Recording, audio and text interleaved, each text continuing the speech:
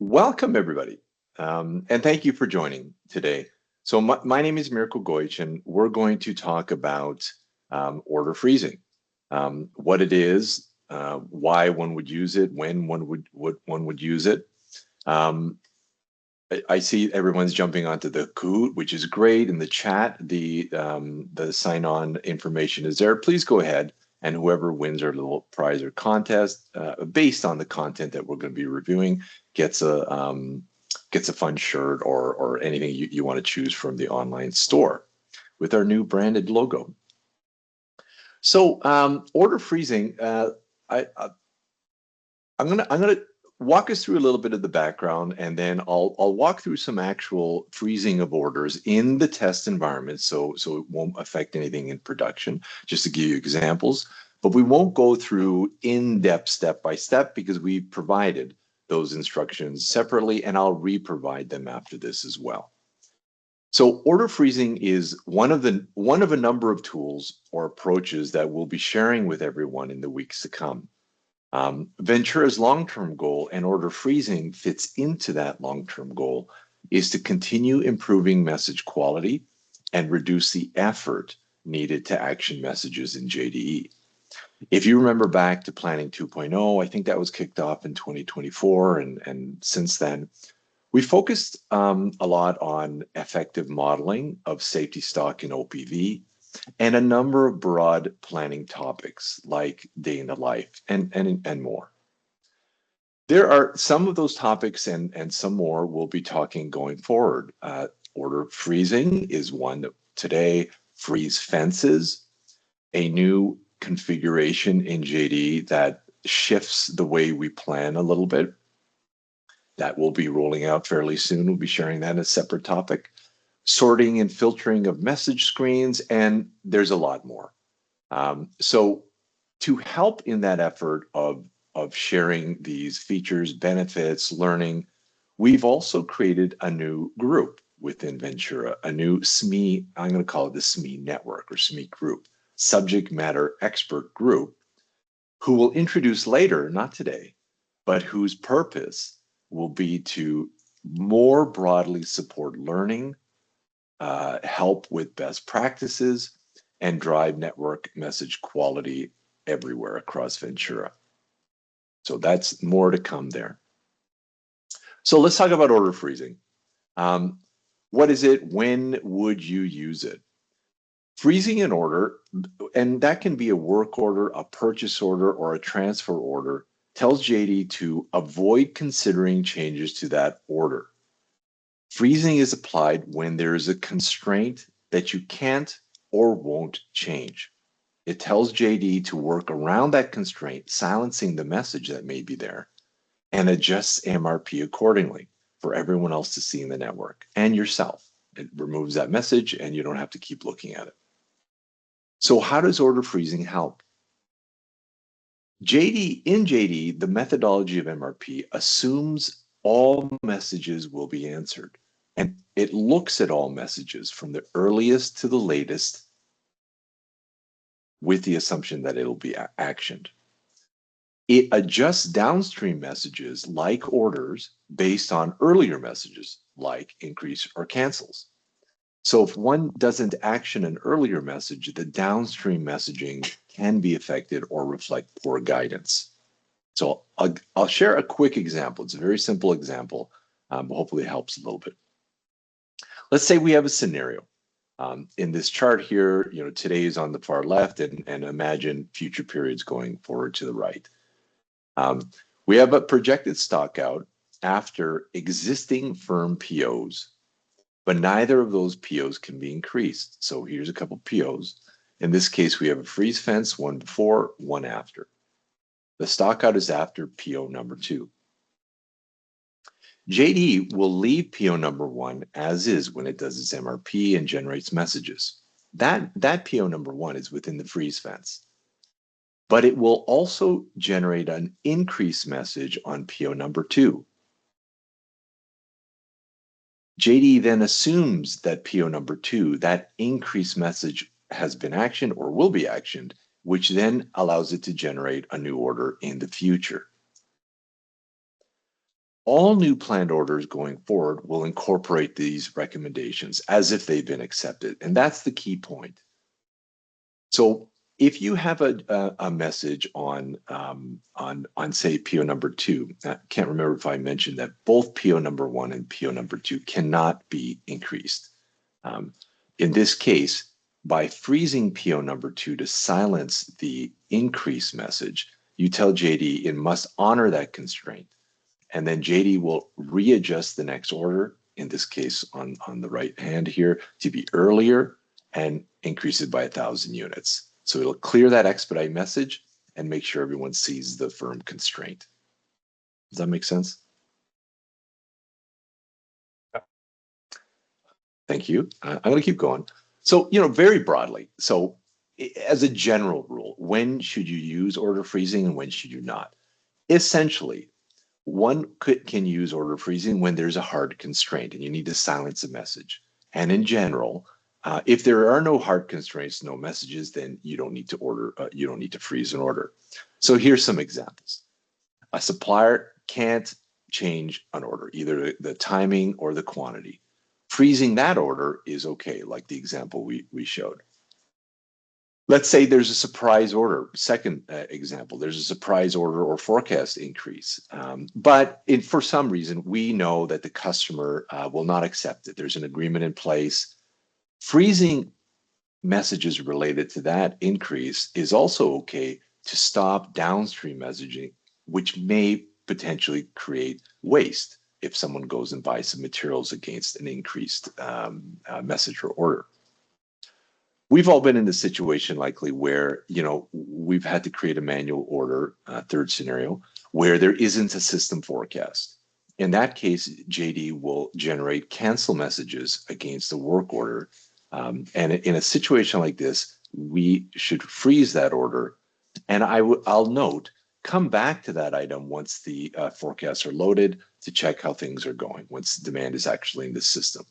So those are 3 quick examples of there's a constraint, a message, and an appropriate use of order freezing.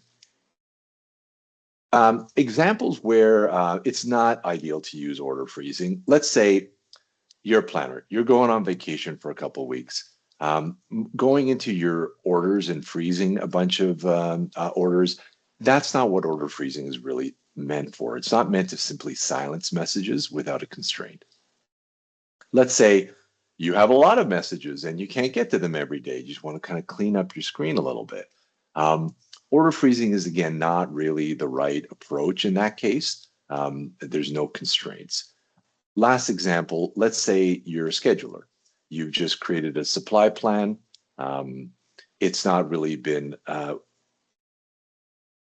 there's no real constraints in place. We haven't really even reviewed that. Maybe it's in the future. There's no change messages. By default, one should not go into a work order and freeze it when it's being created. So in short, if there's no change messages, no hard constraints, we don't want to freeze our orders.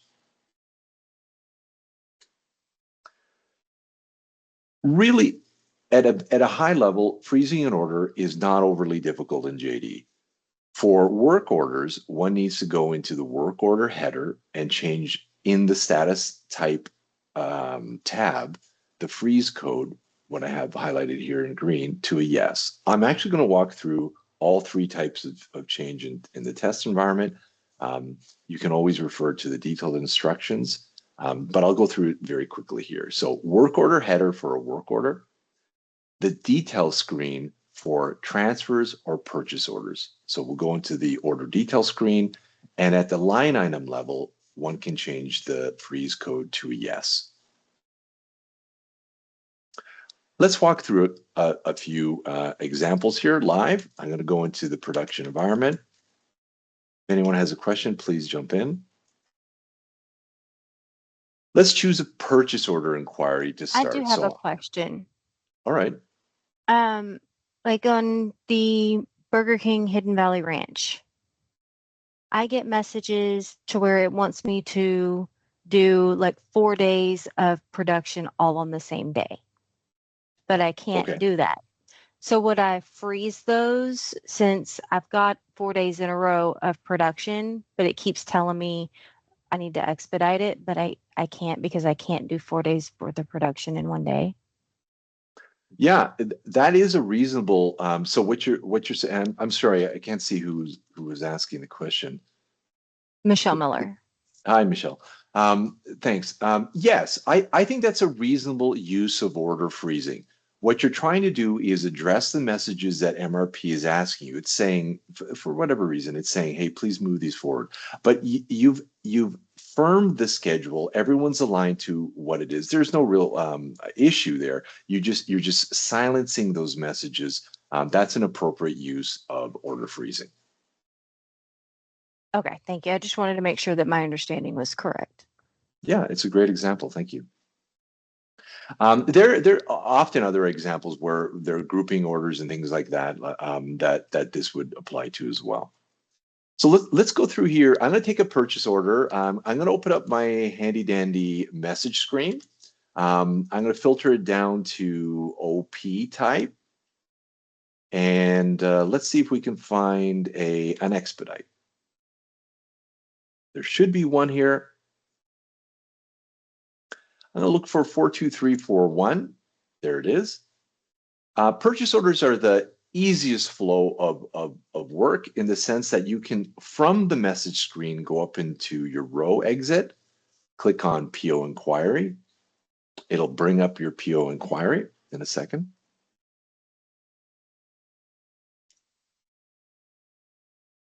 Now I have my PO pulled up. I'm going to go again into the row and into my detailed revision. Once in detailed revision, in my case, I've earlier changed my grid so that my freeze code field is at the very front. Everyone may have their freeze codes somewhere different in the grid, but you can change that if you go into the grid and move it forward. Otherwise, you just need to kind of scroll over and find where it is. In my case, I have it here at the beginning. I'm going to overwrite it with a yes and then hit the OK.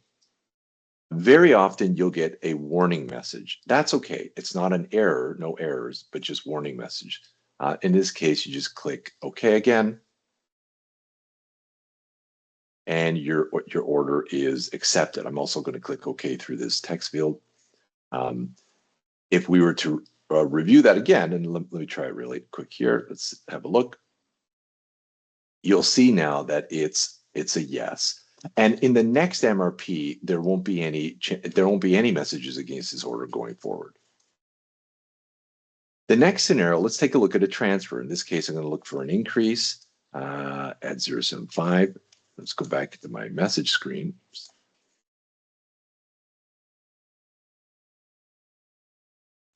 Change it to an OL type, and I believe it's a G. And 45728. There we go. Let's use that one. Now, in this case for transfers, unfortunately, you can't go straight through through the messages, but I'm going to pick up my OL number and go into my order inquiry for OLs. I'm going to enter the order number there. Have a look. Oop, I'm going to change it to 0.75. That's what we're looking at. And there it is. From within there, I'll click on row detail revision. Again, I've moved my freeze code to the very beginning. I'm going to change it to yes. It gives me a warning, but I hit OK.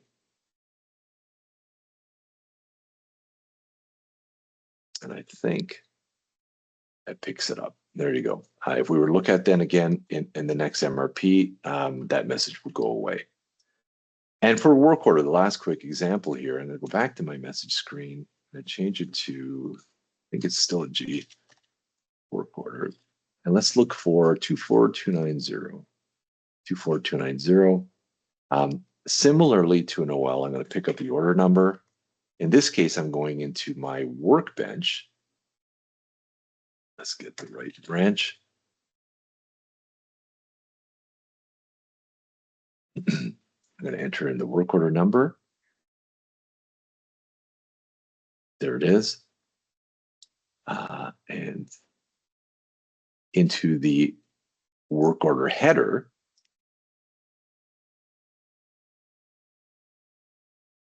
in this case, status and type tab, and there's the freeze code. I'll go in, change it to yes, and hit OK. Again, I get a warning message, and we're done. So those are three, really quick run-throughs. If there are additional questions or inquiries or more support, we will have office hours in the first week of May, so we'll have time assigned. There's actually 3 sessions out there where we can walk through this if folks need any help. You can always reach out to me as well before then if you need to. Right now, what I'd love to do to kind of close off the meeting is to have a fun contest. So it's going to pull from some of the content over here. I see a bunch, it looks like about a dozen or so folks are in the Kahoot. If you haven't joined on, please sign into this Kahoot. There's a code that I put in the chat. If you enter it into the game pin, it'll take you into the contest. And what we're going to see is, I think, 5 scenarios, and we'll walk through them. So as an example, this is not real. I'm just kind of showing you here. So there's going to be a scenario. Hey, I've just created a week 3 draft schedule. I'm going to review week 2 with the team this week. The question that we'll all be attempting to answer in all these scenarios is, should we freeze those orders? In this case, should we freeze all those week 3 work orders? You'll be presented with a few options, and one of them will be, right or as right as we can get. There might be some a minor differentiation between some of the questions. We're having fun here. I wouldn't worry too much if you get it right or wrong. Does that make sense? Are you guys ready to start? Sure. Yes. All right. I'm going to, let's see, I'm going to move this thing over. Now, I think all of you are in the in Kahoot now that are willing to join. I'm going to click start. So I believe on your screens you're seeing the question, yes? Says get ready. Get ready. Okay, There we go. It's showing now. Awesome. So hopefully you guys see there's a question there. Hey, JD's asking to expedite a work order from Friday to tomorrow, but you have a confirmed material constraint. Of the 4 answers, should you freeze that work order? In this case, yes. This will ensure everyone systematically sees the firm work order timing, and everybody got it. So, hey, congratulations. I'm hoping I can trick somebody out there. Okay, so Caleb's ahead because he's probably the fastest because everybody else got it right. So congratulations, and let's keep going. Question number 2. A vendor is called. An appeal might be late next week or by a week. Should you freeze that order?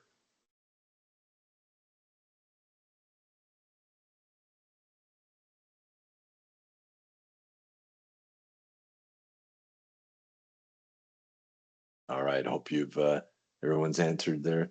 Okay, we have a spread here this time. So vendor is called. There might be a delay should you freeze the order. In this case, no, a constraint is not yet confirmed, nor is JD asking for a change. So for those who picked number, what is this, the blue, you got a point. Any questions on this one?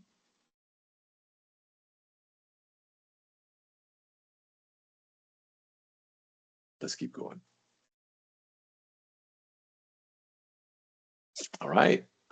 Caleb has a slim lead over Elizabeth. Let's try the next question.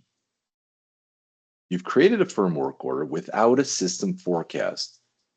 JD is asking you to cancel the work order, but there is an agreed launch. Should you freeze that work order?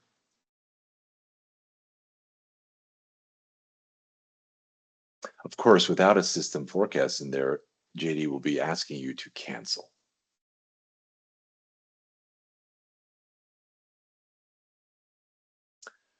Yes, but monitor to see how the forecast affects the plan when loaded. Now, red is also correct. So this is one where, you know, it was helping to change up the results a little bit. So yes, freezing the order would stop the cancel message. I think what makes this a little bit more accurate is come back and check after the forecast has been loaded to see if things need to be changed. All right. So Jose looks like he's jumped out in front. Congratulations. Let's see, what question are we on here? 4, so we got 2 more. You're a transfer planner going on vacation. Preparation, you firmed up a bunch of additional future transfers. Should you freeze all those future transfers?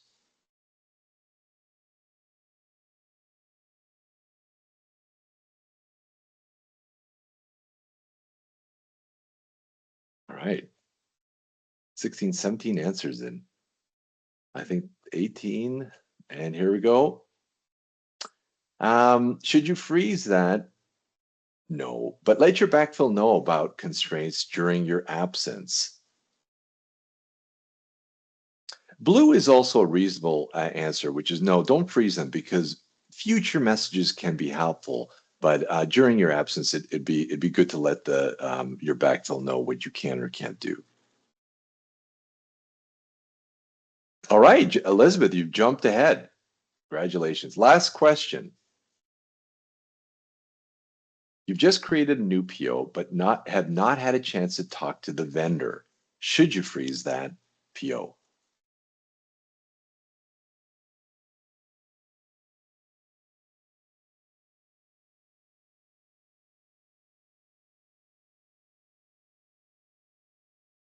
All right, we're there. We have 2, 1.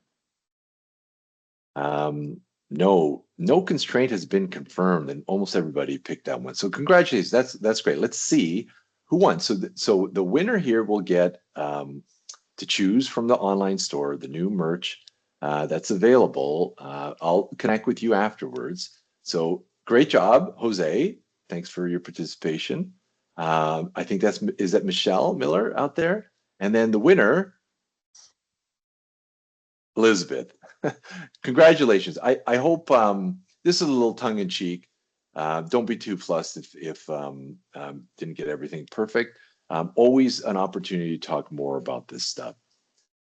So going forward, I think the ask for everyone is please, consider when you're reviewing your messages, if you have messages that fit in this scope, you've got a message to change, but you've got a constraint and you need to commit that constraint. We will have another live session on April 29th and office hours in the first week of May. If you have any questions, reach out to myself. I'd love it if you put it in the chat as well, right? Questions are always great to be shared with everybody, but please reach out between now and then. Good luck. And Elizabeth, I'll reach out and connect with you after this.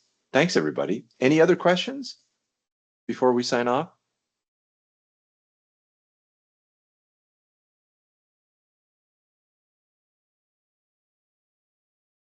I don't have a question, but thank you for making it interesting. That was good.